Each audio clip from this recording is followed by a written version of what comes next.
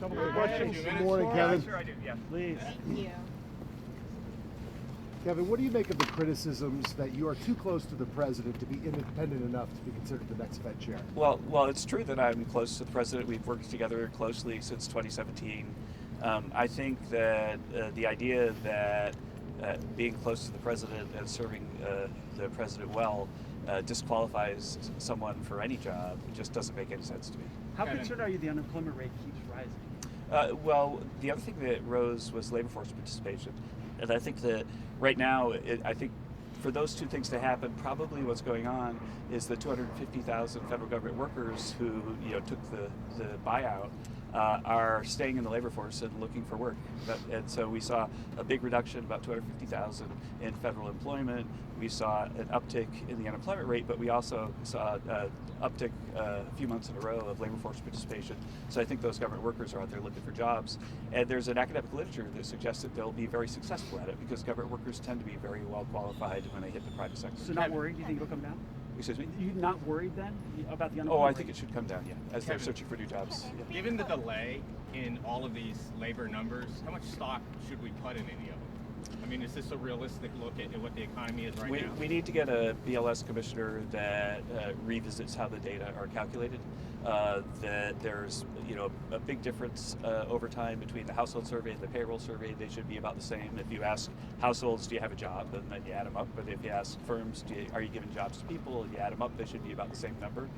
And during the Biden administration, they diverged by more than 2 million people over that time. And so, these are the best numbers we have. They're the ones we have to go on, but we also should look at everything else that we're seeing. And so for me, one of the things that I think is strong is we're very good at measuring output and income. And GDP right now is a little bit below 4%, second quarter in a row. When output is that high, then normally job growth is really solid.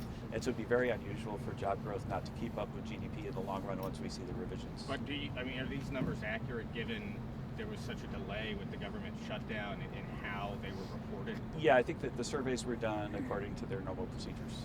Yes. Two quick questions. First, to follow up on the Fed chair question. Being close to the president is one thing, but if you were to serve in that position, can you reassure the American people that you would make decisions independent of what the president asks of you? Yeah, the job of the Federal Reserve Chair is to run the Federal Reserve independently.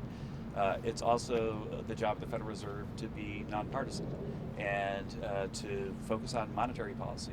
And I think that one of the things that the president's been disappointed in is that the Fed has been quite partisan and cutting rates right before an election, focusing so much on issues other than monetary policy.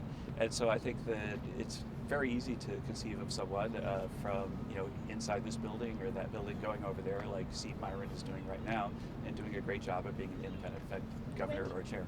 When do you think you'll learn the final decision? The president has said that he'll make his final decision by the end of the year or the beginning of next year. Where do you think interest rates will go from here? Do you think how much lower do you think they should be? Well, because we've got such a huge increase in supply, which we're seeing, there's a capital spending boom. We've got groundbreakings for factories all over the country. We've got plans to increase power generation that's unlike anything I've ever seen, like maybe in the next 5 years, getting as much new power online as we've done over the last 20 or 30 years. And so all of that stuff is really positive for what's going to happen for the future for growth. Another question on jobs. Some analysts have been saying that the country is de facto in a job recession since it only added 100,000 jobs over the last 6 months. What's your comment on that? Right, well, the thing is that we've, for this year, added about 700,000 private sector jobs and reduced about 250,000 federal government worker jobs, which is part of the strategy that the president has to reduce the runaway deficit. And so the deficit this year is looking like it's going to be $600 billion lower than it was last year, which would give you about $7 trillion, $8 trillion in savings over a 10-year period if it were to stay like that. And so that's really, really good for the long-run health of the economy. And the job number has stayed strong even though we're being really fiscally tight by reducing the deficit so much. So that's a sign of the success of the whole portfolio of policies. I think I have time for one more question. Okay, wait, we're seeing construction jobs now. Yeah. When does that become manufacturing jobs because we haven't had a loss? Well, they have to finish the building. Right. So But, yeah. when do you think, what's the time frame? 6 months? Yeah, 6 months. You think like first, that. second quarter? Yeah. You'll start to that's see about the right. manufacturing jobs sort of kick That's up? about what it should be, yeah.